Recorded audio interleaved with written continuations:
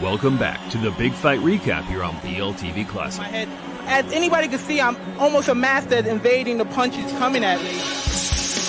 On today's video, we look back at the infamous clash between a very green Mike Tyson and a cocky old pro that thought he had Kid Dynamite all figured out. I keep him in the middle of the ring, and I can punch it. I'm not better than Tyson. Tyson rarely came up against big talkers, particularly during his development period. So it was interesting to see how the then 19-year-old would handle the pressure of a cocksure opponent with proven ability. In retrospect, it was the first true test for Mike Tyson. Let's get right to it.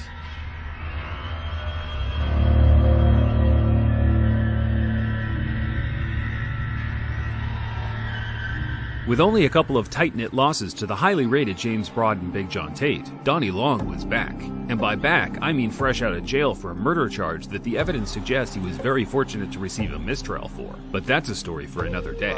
Donny Long is considered a great body puncher. And if James Broad is overweight, then that body shots will take his toll.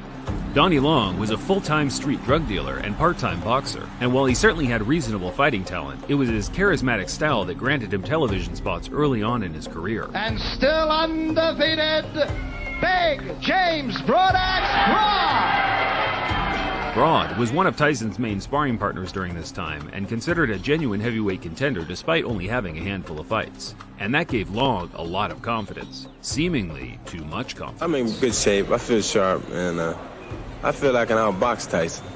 Well, that's what I was going to ask you. You felt that Tillman in the Olympic trials outboxed Tyson, used his lateral movement and good jab, and those are skills you have, but you can punch also. Yes. I plan on boxing Tyson, too. I think that I can box as good as he can, and I keep him in the middle of the ring, and I can punch it. I'm not better than Tyson. Long wasn't the first or last person to use Tyson's loss to Henry Tillman in the amateurs as a confidence booster. While Tillman was able to effectively run for 5 minutes and nick a decision back in 1984, Tyson's style was always more geared towards the pros, having the freedom to create openings without every jab landing on him, putting him on the clock. You know, I never get frustrated because I know we have a 10-round limit, and the crop of heavyweights nowadays having a little difficulty going the full 10 rounds. Tyson was a different beast in the pros, and he entered the ring with a record of 8-0 with 8 KOs. In the opposing corner, Long possessed a record of 15-3 with 10 finishes inside the distance. 39 seconds into the first round, his fifth first-round knockout in his 8 professional fights. Again, Tyson in the white, and the red and the gold is Donny Long, and Tyson goes right into the left hand. Mike Tyson has enormous strength. The key for Long, I think, in his fight is to counterpunch well against Tyson, hit him as he's coming in.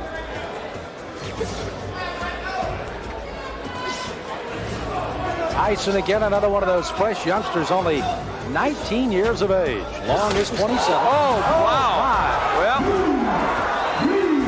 that was quick. Tyson dropped Long with a sweeping left hand 30 seconds into the fight. And while Long did make it back to his feet, you could see he barely had his legs under it. Cappuccino looking on closely. You see Long holding those gloves up to say he's all right, but is he? Here comes Tyson. Left hand again. And as Tyson comes out with a strong right hand barrage again. This is as bad as I've ever seen Donny Long look, but give Tyson credit. That's it. Wow. The left hand puts him down. He collapses, and this one is over as the doctors rush into the ring. Make no mistake about it. That was a good performance. A handful of heavyweight contenders were ringside, and Tyson issued a warning for all of them during his interview with Al Bernstein after the fight. Earlier in the day, I really thought that Donny Long would be a fairly tough opponent for you. He wasn't. Well, like I told you earlier today, if I knock him out in 1 or 2 rounds, would you still consider him that? Well, I thought he was supposed to be, but I guess he wasn't. Oh, now he wasn't. He wasn't. No, he was a tough man. I'm just saying for you he wasn't tough, apparently, because you beat him.